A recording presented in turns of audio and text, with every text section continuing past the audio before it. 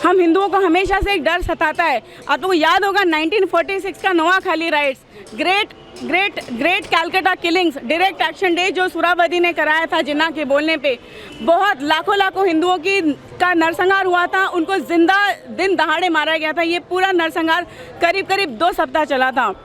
तो हमारे पूर्वजों ने ये झेला है, तो हमारे पूर्वज ये झेले हैं। तो अब देखिए सब कुछ सही है, सेक्युलरिज्म अपनी जगह सही है, लेकिन एक डर हमारे बीच हमेशा रहता है। याद होगा आदित्य बिरला को उसके ऑफिस से 10 मिनट की दूरी पे उतार के, उनके गाड़ी से उनके कपड़े उतार के उनको कम्युनिस्टों ने पैदल चलवाया था अपने ऑफिस तक। वो लास्ट था आदित्य बिरला। उसको देख के वो नेक्स्ट डे मॉर्निंग का फ्लाइट पकड़ता है और वो मुंबई रवाना हो जाता है, क्योंकि उसके लाइफ में सेफ्टी नहीं है।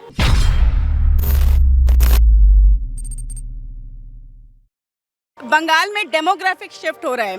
ये बात मैं इसीलिए नहीं बोलने से चूकूंगी क्योंकि कोई कम्युनिटी हर्ट हो जाएगी, किसी का हर्ट से लेने देना नहीं है। आज बंगाल में आप देखोगे तो अच्छे से अच्छे जो भी भद्रों लोग बंगाली है वो बंगाल से छोड़ के बाहर नौकरी के खोज में चले गए, और जो बाकी यहाँ निठल्ले बैठे वो या फिर ताश खेलते हैं, कार्ड्स खेलते हैं, नुक्कड़ में बैठ के कुछ ना कुछ जुआ खेलते हैं या गुंडागर्दी करते हैं। ये सब पाड़ा पॉलिटिक्स जो है ये उनकी देन है। और जो मेजॉरिटी बाकी की क्राउड है वो तो भाई बाहर से घुस बैठी है। तो आप बोलिए इस तरीके का सिचुएशन में जहाँ पे लोगों को जो दूसरे कंट्री से, रोहिंग्यास की बात करूँगी मैं, जो दूसरे कंट्री से भगा के उनको, क्योंकि वहाँ लोग प्रताड़ित थे, वहाँ लोगों ने आवाज़ उठाया, दूसरे कंट्री से भगा के, तो यहाँ ममता दीदी उनको आश्रय क्यों दे रही है? आप क्या एक्सपेक्ट करोगे? जो लोग बलात्कार, वायलेंस यही कर रहे हैं ताकि उनको दूसरे कंट्री से भगा दिया गया, वही लोगों को ममता जी अपना वोट बैंक के लिए यहाँ घर बना रही है, यूज़ कर रही है। तो ये कहाँ का? तो आप बताओ कहाँ कैसे सेफ होगा? देखिए बंगाल में घुसपैठे हर दिन आ रहे हैं, तो यहाँ जो बंगाल का नॉर्मल कॉमन सिटीजन है, हमारे टैक्स के पैसे से उनको पाला जा रहा है। तो एक तरीके से जैसे अमित शाह जी ने बोला है कि वो दीमक होते हैं, वो टर्माइट जैसे देश को खा रहे हैं अंदर से, तो हमारे राज्य को भी ये घुसपैठे अंदर से खोखला कर रहे हैं। और एक तरीके का जो इस्लामिसाइजेशन चल रहा है बंगाल में, तो ये बहुत ज़्यादा वो दिन ज़्यादा दूर नहीं कि बंगाल में हिंदुओं की संख्या ही कम हो जाएगी, क्योंकि जो अपीजमेंट की पॉलिटिक्स यहाँ चल रही है उसको बंद होना चाहिए। आप विकास करो, ममता दी अगर साइकिल दे रही है, मैं बहुत आभारी हूँ कि ये काम करी, लेकिन आप बराबरी का विकास करो। ये एक किसी संप्रदाय को खुश करने वाली विकास हमें नहीं अच्छी लगती है, बराबरी वाली विकास चाहिए। 1947 में जब देश का विभाजन हुआ था तो जो पंजाब था और और जो बंगाल था, इन्होंने ही विभाजन के जो विभीषिका थी उसके दर्द को सबसे अधिक झेला था। पंजाब डिवाइड हुआ था, पश्चिम बंगाल मतलब बंगाल डिवाइड हुआ था, क्योंकि मुसलमानों ने अपने लिए अलग देश की मांग की थी। और आप जो बात कर रही हैं कि इनकी जनसंख्या लगातार बढ़ रही है, तो क्या आप लोग को डर लगता है कि फिर से बंगाल का विभाजन हो सकता है? देखिए हम हिंदू हैं, हम हिंदुओं को हमेशा से एक डर सताता है। आपको याद होगा 1946 का Noakhali rights, great Calcutta killings, direct action day जो सुहरावर्दी ने कराया था जिन्ना के बोलने पे, बहुत लाखों हिंदुओं का नरसंहार हुआ था, उनको जिंदा दिन दहाड़े मारा गया था। ये पूरा नरसंहार करीब 2 सप्ताह चला था। तो हमारे पूर्वजों ने ये झेला है, तो हमारे पूर्वज ये झेले हैं। तो अब देखिए सब कुछ सही है, सेक्युलरिज्म अपनी जगह सही है, लेकिन एक डर हमारे बीच हमेशा रहता है कि जिस तरह से बांग्लादेश जो एक टाइम पे भारत का अंग था और वो ईस्ट पाकिस्तान कहलाया, वहाँ से सारे हिंदुओं को भगा के वो वेस्ट बंगाल आए। वेस्ट बंगाल का अस्तित्व का निर्माण इसीलिए हुआ था, डॉक्टर श्यामा प्रसाद मुखर्जी ने किया था। वो निर्माण इसलिए होता था कि सारे हिंदू बंगाली यहाँ बच पाए, जिंदा रह पाए। उनके अस्तित्व को बचाने के लिए पश्चिम बंगो बना था, लेकिन यही पश्चिम बंगाल में घुसपैठी को घुसा के यहाँ की मुख्यमंत्री यहाँ का डेमोग्राफिक शिफ्ट कर रही है। उनकी संख्या बढ़ते जा रही है, हिंदू बंगाली यहाँ से निकलते जा रहे हैं। यही मैं कहना चाहती हूँ। पश्चिम बंगाल में हम लोग एक और चीज़ देखते हैं कि जो हिंदू में ओबीसी होते हैं, उसी ओबीसी का जो रिजर्वेशन होता है उसमें मुसलमानों को 95% मुसलमानों को ओबीसी का दर्जा देके जो रियल में ओबीसी हिंदू के हैं उनको सेकंड पे कर दिया और इनको प्राथमिकता दी जा रही है। इसको कैसे देखते हैं? इसको मैं यही बोलूँगी, इसको अपीजमेंट पॉलिटिक्स बोलूँगी। ये एक संप्रदाय को खुश करके उनका वोट लेने वाला टैक्टिक है, क्योंकि ममता दीदी को मालूम है कि वो वाली जो कौम है वो उनको वोट देगी, तो एज अ वोट बैंक उनको यूज़ करती है। कितना विकास उनका भी सच में हुआ ये मुझे भी नहीं मालूम, बट एक जो बराबरी का विकास है, ये मुसलमानों भाई और बहनों को भी मैं यही कहना चाहूँगी कि आप लोग भी आंखें खोलो, देखो हम हिंदू हैं, आपके ही तरह भाई और बहन हैं, हमें आप प्रताड़ित करके हमें यहाँ से भगा दोगे, ऐसे सोच रखोगे तो आप ऊपर जाके मुंह क्या दिखाओगे? आप भी इंसान हो, हम भी इंसान हैं। मैं तो यही मानती हूँ, मैं सबको एक समान सोचती हूँ। माँ दुर्गा की मैं बेटी हूँ, राम को धारण करती हूँ। माँ दुर्गा की मैं बेटी हूँ, राम को धारण करती हूँ।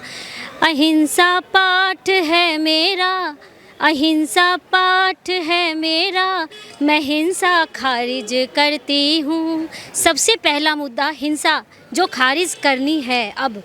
अब हम उम्मीद कर रहे हैं कि आने वाली नई सरकार हम लोगों के लिए कुछ काम करेगी।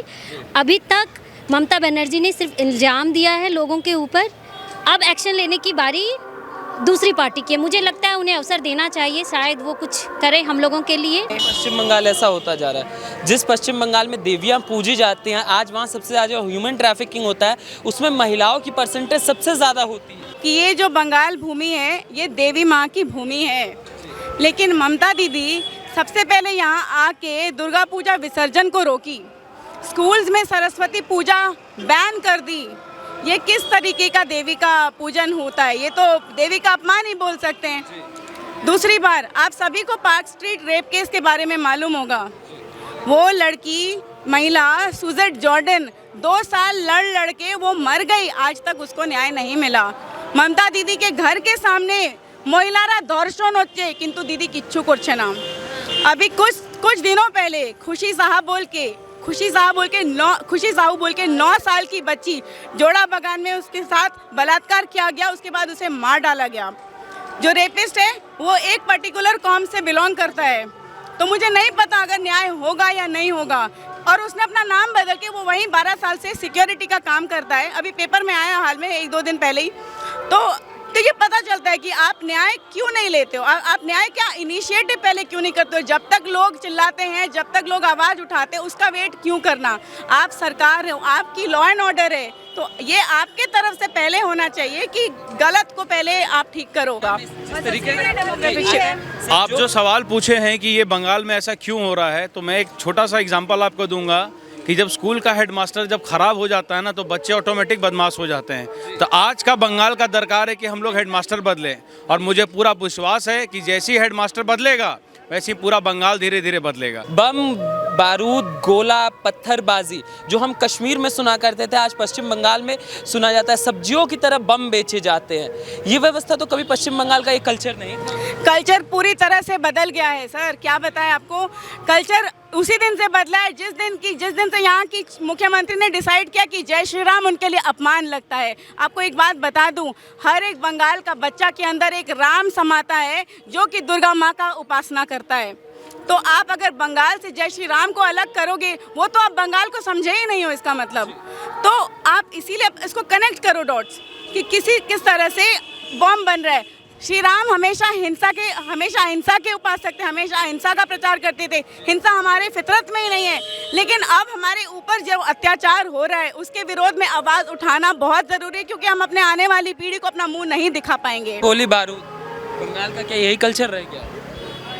नहीं, कल्चर तो बना दिया गया है, रहा नहीं। और बनाने के पीछे जो है ये वामपंथी सबसे पहले इसको लेके आए थे, उनका पॉलिटिक्स यही थी। लोगों ने परिवर्तन किया कि भाई दीदी आएगी कुछ बदलाव होगा, पर हुआ यही कि परिवर्तन के नाम पर जो वामपंथियों का जो पॉलिटिक्स थी वही चला। और अब तो ये हो गया कि उससे भी बुद्धा मतलब ये सिचुएशन हो गया बंगाल में, जिस हिसाब से मारकाट चल रहा है। तब ये बदलाव है, अब लोग चाहते हैं, जन से अगर आप पूछेंगे उनके मन में यही है कि उनको बदलाव चाहिए। अरे बात होती है सिंडिकेट की, ये सिंडिकेट क्या है? सिंडिकेट यही है कि आप उनको पैसा दो और अपना काम कराओ। अगर आपको कोई भी कंस्ट्रक्शन का, कोई भी कहीं पर भी अपने घर में काम कराना है, कुछ अपने ज़मीन में कुछ कंस्ट्रक्शन कराना है, तो आपको अगर बालू, सीमेंट, लोहा कुछ भी खरीदना है तो आपको थ्रू सिंडिकेट ही लेना पड़ेगा। तो ये जो क्लब की पॉलिटिक्स है ये यही है, ये मतलब ये कमीशन खाना, सिंडिकेट पूरा यही है। मैम, क्यों पश्चिम बंगाल पे चढ़ता गया? जो पश्चिम बंगाल पूरे भारत को रोज़गार देता था, आज उसके बच्चे को रोज़गार की ज़रूरत पड़ती है और वो भारत में मारा फिर रहा है। जब कम्युनिस्टों का सरकार आया तो आपको याद होगा आदित्य बिरला को उसके ऑफिस से 10 मिनट की दूरी पे उतार के उनके गाड़ी से उनके कपड़े उतार के उनको कम्युनिस्टों ने पैदल चलवाया था अपने ऑफिस तक। वो लास्ट था आदित्य बिरला, उसको देख के वो नेक्स्ट डे मॉर्निंग का फ्लाइट पकड़ता है और वो मुंबई रवाना हो जाता है, क्योंकि उसके लाइफ में सेफ्टी नहीं है। उसके देखा देखी जेके सीमेंट और हाँ थापर टाटा यहाँ पे अपना इतना बड़ा टाटा सेंटर बना के गया, लेकिन कभी भी यहाँ पे फैक्ट्री खड़ी नहीं कर पाई, तो ये चले गए। फिर 34 इयर्स कम्युनिस्टों का राज रहा, कोई इंडस्ट्री यहाँ पे नहीं पली बड़ी, ना हिम्मत करती थी आने की। बेसिकली डर था उनको कि यहाँ कोई इंडस्ट्री क्यों खड़ा करेगा, क्योंकि यहाँ पे उनको प्रोटेक्शन नहीं मिलेगा सरकार की तरफ से। So they stopped coming. But 2005-6 when did ममता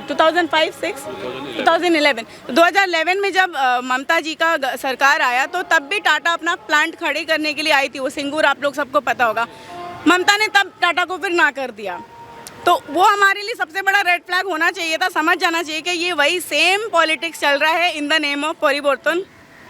और जिस तरीके का वायलेंस घटना ये सब होता है, वो देख के कोई कंपनी यहाँ इन्वेस्ट करना नहीं चाहती है। आप देखिए ना, टेस्ला भी इंडिया में आता है तो कर्नाटक चला जाता है ना। सैमसंग अपनी फैक्ट्री खड़ा करना चाहता है तो वो उत्तर प्रदेश चला जाता है, बंगाल में कोई नहीं आता है। तो इसका कारण सिर्फ और सिर्फ यहाँ की बैड गवर्नेंस है। और यहाँ सच में परिवर्तन दरकार है। मतलब जिन नाम का जो परिवर्तन बोलती है, यहाँ पे परिवर्तन नहीं, मैं तो कहूँगी रूपांतरण दरकार है। Bengal needs a transformation. बार जब इतनी सारी चीज़ें हो रही हैं और दीदी का आना न्यूज़ कॉन्क्लेव में वो आती है, उनका कहना है कि हम तो 90% विकास कर चुके हैं, 10% की दरकार है और हम 5 साल आएंगे सत्ता में और हम कर देंगे। भैया अगर आप कैमरा रोल करोगे आपको विकास यहीं दिख जाएगा फुटपाथ पे, है ना। तो ज़्यादा बोलने की ज़रूरत नहीं है, जो है वो दिख रहा है। और दिख रहा है, अगर दिख रहा है तो इसलिए लोगों ने ये मतलब उनके मन से निकल रहा है ना। और जो देखिए क्या है ना कि किसी का अगर शरीर खराब है, अब आप उसमें मेकअप वेकअप कर दीजिएगा, अच्छे से बाल वाल कर दीजिएगा, तो उसको एक्चुअली विकास नहीं कहते हैं। इलाज करना ज़रूरी है। यहाँ पे प्रॉब्लम अंदर से है, बाहर से नहीं है। और दीदी ने सिर्फ ना ब्लू वाइट लाइट यही किया है। और एक सिंडिकेट और कट मनी है। और एक चीज़, और रहा बात विकास का, कलकत्ता का ना, वो आधा से ज़्यादा तो अंग्रेज ही करके गए थे। ये लोग तो कुछ नया नहीं किया है। आप पूरा बंगाल घूमिए ना साहब, कलकत्ता में सिर्फ सड़क और रोड होने से और बिजली होने से नहीं होता है। अगर पूरे विकास देखना तो पूरा बंगाल का देखिए। ममता दीदी गलत कह रही कि पूरा 90% विकास हो चुका है। अगर विकास होता ना तो सबको नज़र आता। जैसे हमारे दोस्त बोले कि आप फुटपाथ पे चलिए, आपको समझ आ जाएगा।